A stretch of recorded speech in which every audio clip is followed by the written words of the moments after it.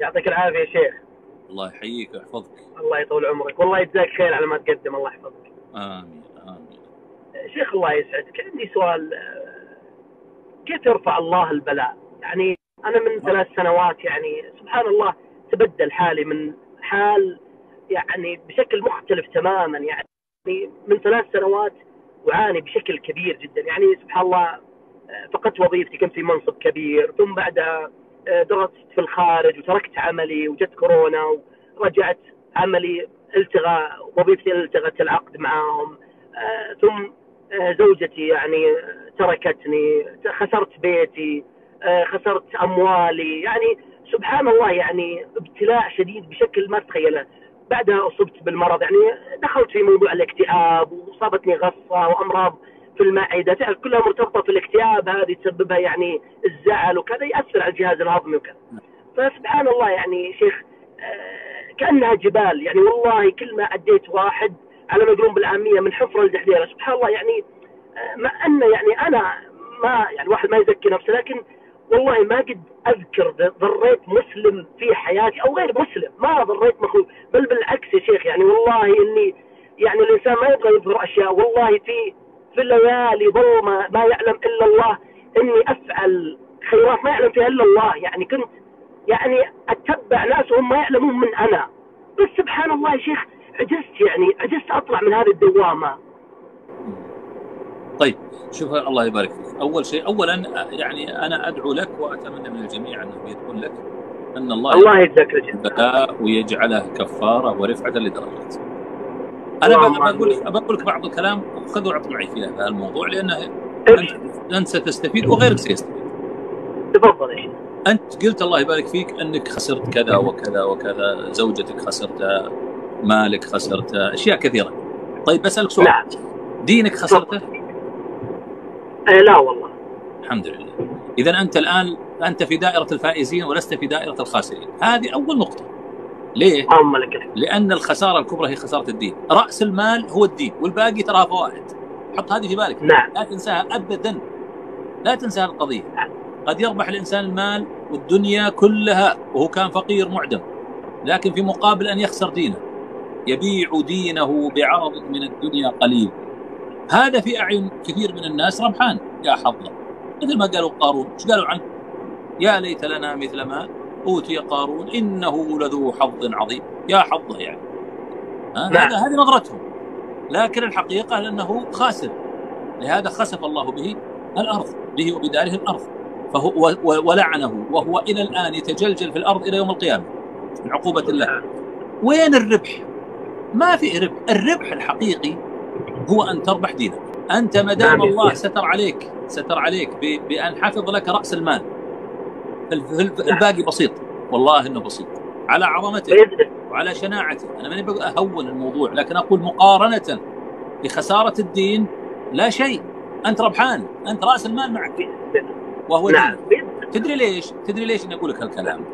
لأن أنت في الدنيا وأنا وكلنا ما خلقنا عشان نأكل أو نشرب أو يصير عندنا وظيفة أو يصير عندنا فلوس أو اللي هالأشياء اللي أنت تقول فقدتها.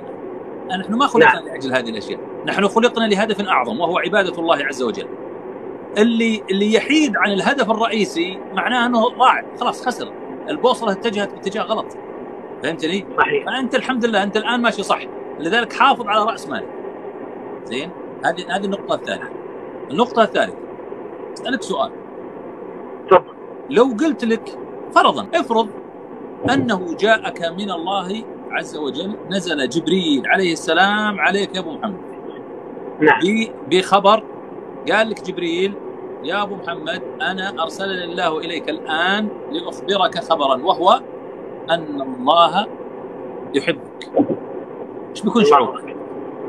والله أنا وأنت تكلمني ابتسمت ابتسامة عريضة يعني صراحة. وكلنا نأمل ذلك يا شيخ. فيه نعيم أعظم من نعيم الجنة. يقول النبي صلى الله عليه وسلم، يقول الله تعالى لأهل الجنة يا أهل الجنة، فيقولون لبيك وسعديك والخير كله بيدك. قال الله هل رضيتم؟ استرضيهم، يقول رضيتم. فيقولون يا رب وما لنا لا نرضى وقد أعطيتنا ما لم تعطه أحدا من العالمين. قال الله إني أعطيكم أفضل من ذلك. أو قال أنا أعطيكم أفضل من ذلك، ثم يستغربون أهل الجنة مثل ما أنا وأنت الآن نستغرب، فيقول يا رب وأي شيء أعظم من هذه يعني. فأهل الجنة يقولون يا رب لما يقول الله أنا أعطيكم شيء أفضل من ذلك، كيف؟ فيقول يا رب وأي شيء أفضل من ذلك؟ فيأتي الجواب العجيب. ماذا قال الله؟ قال أحل عليكم رضواني فلا أسخط عليكم أبدا. الله أكبر، الله يجعلنا منهم يا شيخ يا رب. فشوف معناها أن إذا رضي الله عنك فأنت في نعيم أعظم حتى من نعيم أهل الجنة.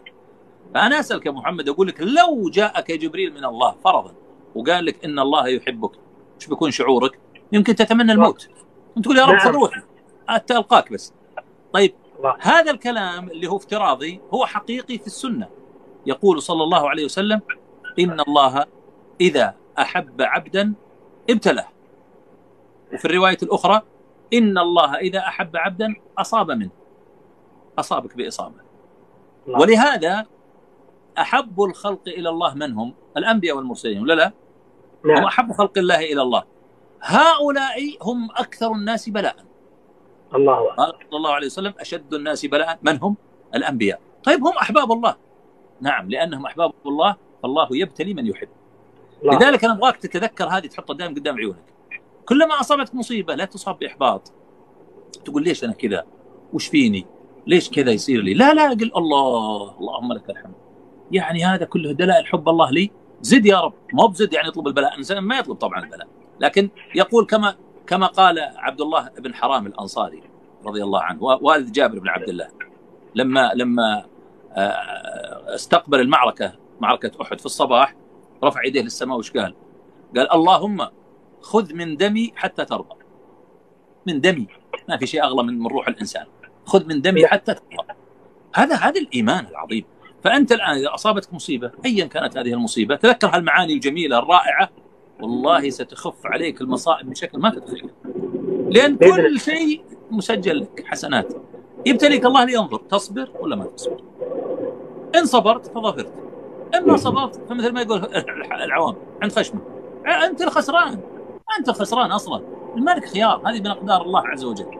نقطة خامسة وأخيرة مع هذا كله، أنا أقول لك قد لك وللجميع قد يكون هناك ذنوب ما ندري عنها، أنت ما انتبهت لها، أنت كذا أو فعلتها مصر عليها، قد يكون فيأتي الله عز وجل بهذه البلاءات عشان تكفر هذه الذنوب. فالابتلاء في كل الأحوال خير، إما رفعة للدرجات أو تكفير للسيئات. إذا استحضرت هالمعاني مع شيء سادس أضيفه لك، وهو التفاؤل وحسن الظن بالله عز وجل، وأن القادم سيكون أحسن بإذن الله. تفاءل، لأن هذه الأشياء تزيد من معنوياتك، ترفع عنك كثير من الهموم والاكتئاب وضيق الصدر. ولو في الآمال، يقول المتنبي، يقول أعلل النفس بالآمال أرقبها ما أضيق العيش لولا فسحة الأمل. أسأل الله يحفظك أبو محمد ويسر. الله يجزاك خير يا شيخ، ويعني خففت عنا، أسأل الله أن يخفف عنا جميعا وأن يحفظك ويطيل بعمرك. يعني تعرف شيخي والله يعني أنا ما أطيل عليك، لكن سبحان الله مهما الإنسان يعني واسع نفسه، لكن سبحان الله يعني أحيانا يضعف. يعني ما في شك أن أرواح وأجساد وفينا أحاسيس وفينا يعني أنفس تضعف. يعني والله يا شيخ أحيانا ما تتحمل بعض الصعوبات اللي أكثرت وراء بعض. يعني تعرف طلقة واحدة ممكن تجرحك، طلقة ثانية تصيبك، واحدة تكسر. معلش.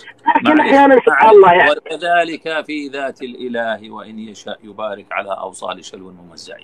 يعني أنا أعرف، أنا ما أقول لك لا تحزن، حزن من هو خير مني ومنك، محمد صلى الله عليه وسلم أصيب بالبلاء، وقال الله ولقد نعلم أنك يضيق صدرك بما يقولون. معلوم هذا، لكن في فرق بين واحد دائم حياته كلها ضيقة وتشكي وكذا، وبين واحد أصابها الهم فاكتئب وحس بضيقة صدر، لكن بعدين بدأ يراجع، يسوي زي الفرمتة مثل ما يسوون أهل الكمبيوتر أو الأجهزة هذه، يفرمت نفسه من جديد بهالأشياء اللي قلتها لك، يتجدد معه الأمل بإذن الله. عشان كذا أنا أقول لك الله يحفظك، ذكر نفسك بهالمعاني الجميلة، ستجد في قلبك راحة وطمأنينة، وتجدد نشاطك من جديد، وستكون بار طائع أكثر. بس هالمعاني. وأنصحك برجوع لي محاضرة بعنوان موجودة في قناتي في اليوتيوب بعنوان عزاء لأهل البلاء، وأيضا هي في كتاب موجودة، ممكن تبحث عنها، موجودة في جوجل. جزاك الله خير يا شيخ، الله يبارك في عمرك. يسر الله. شكرا لك. حياك الله، أهلا وسهلا.